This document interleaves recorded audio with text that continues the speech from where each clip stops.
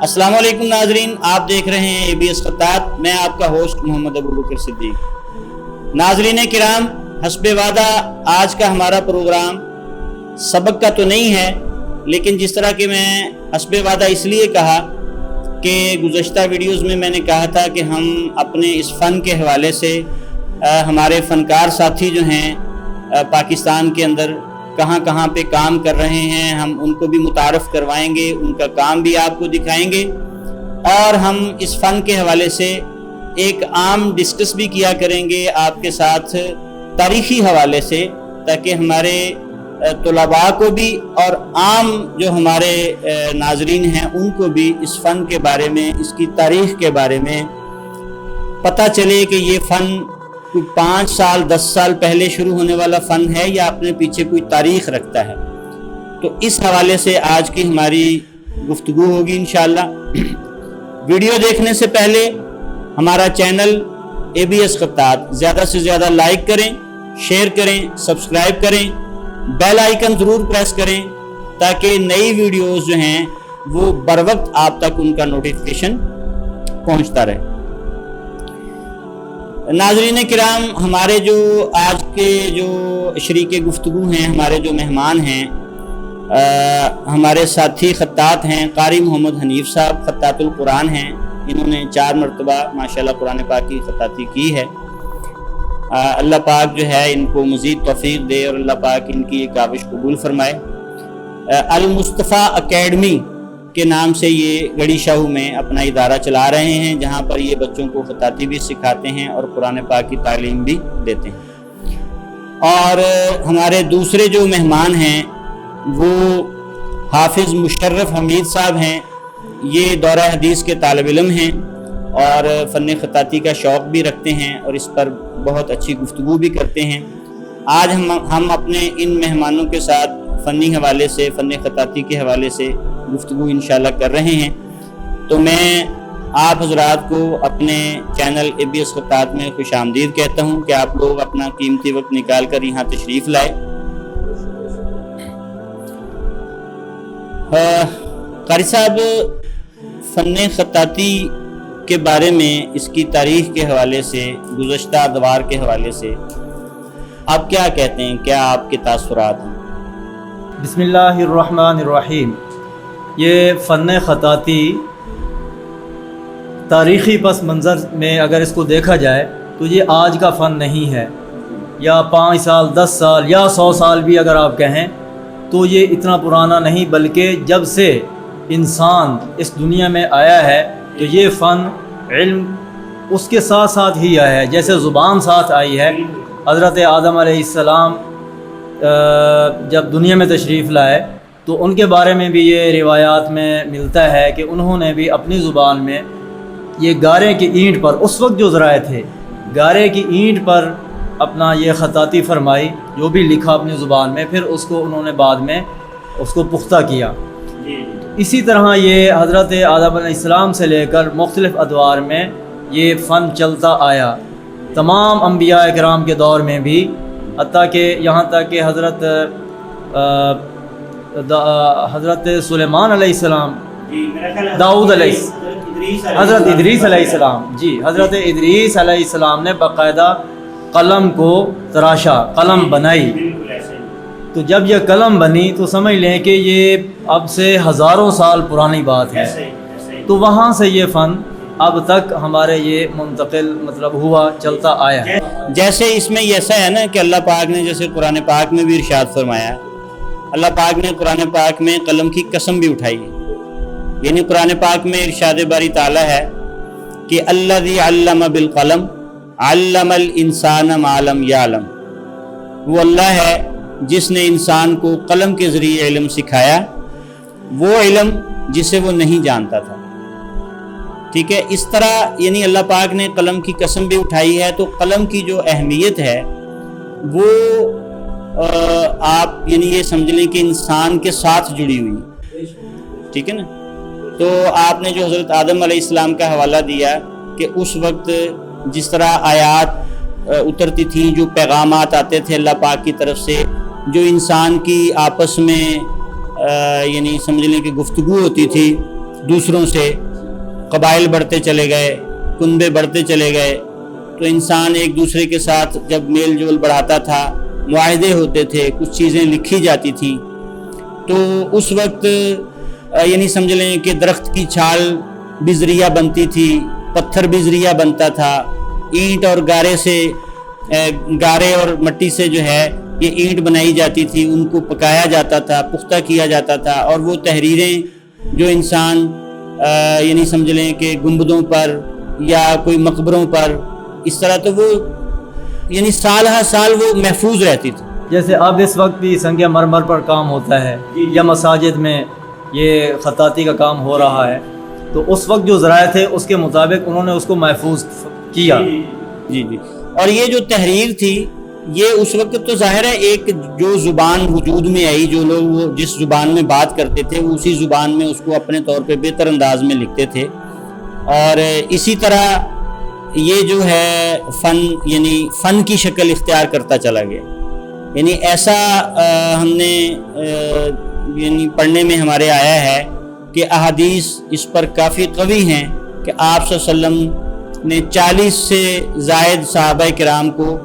کاتبان وحی میں شامل کیا تحریر کی بنیاد پہ، یعنی تحریر ان کی دوسروں سے عمدہ تھی۔ تو تحریر کا مطلب یہ ہے کہ جب زبان بہتر ہوتی ہے، ڈیولپ ہوتی ہے، جیسے بہت ساری چیزیں، ہمارا رہن سہن ڈیولپ ہو گیا، ہم جھونپڑیوں سے کچے مکانوں میں آ گئے، ہمارا لباس چینج ہو گیا، ہمارے طور طریقے چینج ہو گئے، تو اسی طرح زبان نے بھی ترقی حاصل کی، اور پھر زبان کا چونکہ جو ڈائریکٹ تعلق ہے وہ خط کے ساتھ، زبان جب ترقی کرے گی تو خط بھی ترقی کرے گا۔ تو خط نے جب ترقی کی تو وہ عام تحریر سے ہٹ کر وہ فن تحریر میں آ گیا۔ مجھے اچھی طرح یاد ہے ہمارے والد صاحب جو اپنے خطبات لکھتے تھے، جمعے کی تیاری کرتے تھے، تو عام طور پہ ایک وہ اپنا نوٹ بناتے تھے، یعنی صبح مجھے کیا بیان کرنا ہے، تو وہ اتنی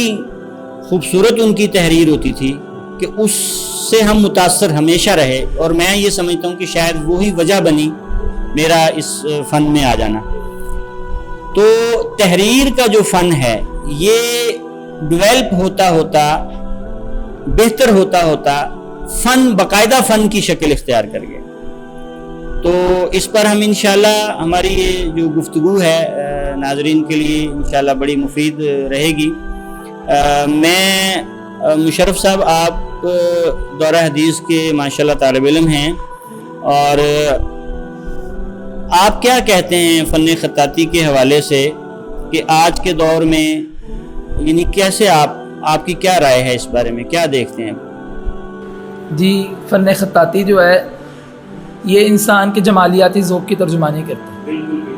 انسان یہ چاہتا ہے کہ میں اچھی چیز کو دیکھوں اور اس کو اپلائی کروں، اس کو پس منظر پہ سامنے لے کر آؤں۔ اس کے لیے ہر شخص جو ہے نا اپنے سورسز کے مطابق کام کر رہا ہے۔ تو یہ ایک بڑا زبردست جو ہے نا پلیٹ فارم ہے کہ اگر نوجوان طبقہ ادھر آ جائے،